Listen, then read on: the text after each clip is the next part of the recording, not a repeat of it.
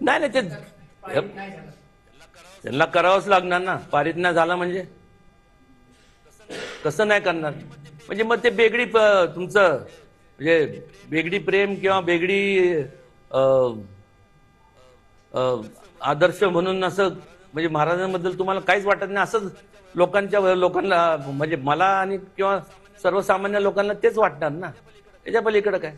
महाराष्ट्र मुख्यमंत्री देवेंद्र फडणवीस आपले मित्र आहे की इतर गोष्टीत आपण बोलता ही गोष्ट ऐकत नाहीत का? अरे बाबा ऐकून घ्या एक मिनिट.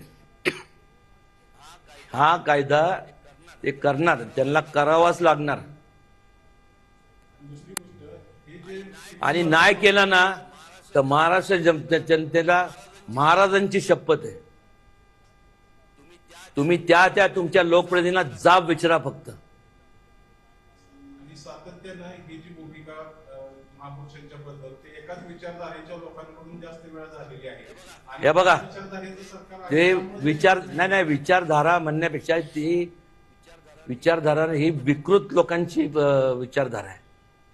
ते कुठल्या जातीतले नाही, ते कुठल्या पक्षातले नाहीये, फक्त विकृती. कोरटकर झाला, तो राहुल झाला. ऐकून घ्या एक मिनिट. कोरटकर झाला, अबू आझमी झाला, हे झालं. उद्या मला सांगा, हे नाव आहेत, तुम्ही लक्षात घ्या. कोरटकर हा तो ते ही नाव. तर हे नाही केलं उद्या अनिल होईल, सौम्या होईल, गोम्या होईल, कोणी पण होईल ना. गुन्हे दाखल करावेत नाही त्यांना. गुन्हे तेच सांगतोय ना. हा कायदा एकदा झाला ना परत कोणी धाडस करणार नाही ना. नॉन बेलेबल ऑफेन्स सांगितलंय. 10 वर्ष किमान इम्प्रिझनमेंट विथ मॅक्सिमम फाईन. जे तुम्ही अट्रॉसिटीज किंवा बाकीच्या बाबतीत तुम्ही हे लागू करता ना, मग करा ना. कारण की या शेवटी एक लक्षात घ्या, महाराजांनी शहाजी महाराज असतील, राजमाता जिजाऊ असतील, संभाजी महाराज यांनी आयुष्य वेचलं हो. आज मला सांगा ना, आज आपण ज्या म्हणजे त्यांच्याबद्दलच आता असं बोललं जात असेल ही चीप पब्लिसिटी आहे. थांबली पाहिजे. जे महापुरुषांना होणारी बदनामी त्याच पद्धतीने आता औरंगजेबाचं उदात्तीकरण होते, ज्यामध्ये औरंगजेबाच्या कबरीला केंद्र सरकार पैसा पुरवते असं हिंदू जनजागृती समितीने दावा केला. आणि हे माहिती अधिकारातून 2011 पासून तुम्ही एक लक्षात घ्या, त्याबद्दल बोलू आपण. आणि एक लक्षात घ्या, औरंगजेब काय देवबीव नव्हता. कुठून आला तो औरंगजेब? हे सगळे परकीय सगळं आक्रमण होते.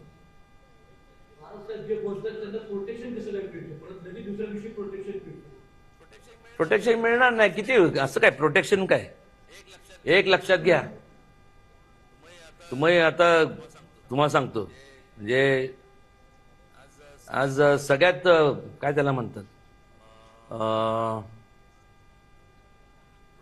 प्रोटेक्शनच्या बाबतीत जर बोलायचं झालं तर मला माहित नाही, पण त्यावेळेस केनेडी का मला वाटतं केनेडीच बोलले होते, it is very easy to kill the President of United States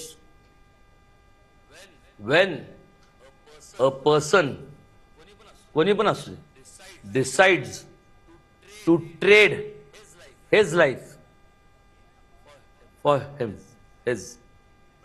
म्हणजे जेव्हा एखादा किती पण प्रोटेक्शन असलं आणि एखाद्याने ठरवलं मेलो चालेल पण ह्याला खलास करणार, ही वेळ येऊन देऊ नका. ही जशी ते जे बोलले त्यांची नीतिमत्ता भ्रष्ट झाली आहे, त्यांना लागू होतं. हे कुठल्याही लोकप्रतिनिधीला ते लागू होतं. किती जरी प्रोटेक्शन असलं, कायदा पारित केलं नाही तर लोक काय तुम्हाला किती पण प्रोटेक्शन मध्ये जावा,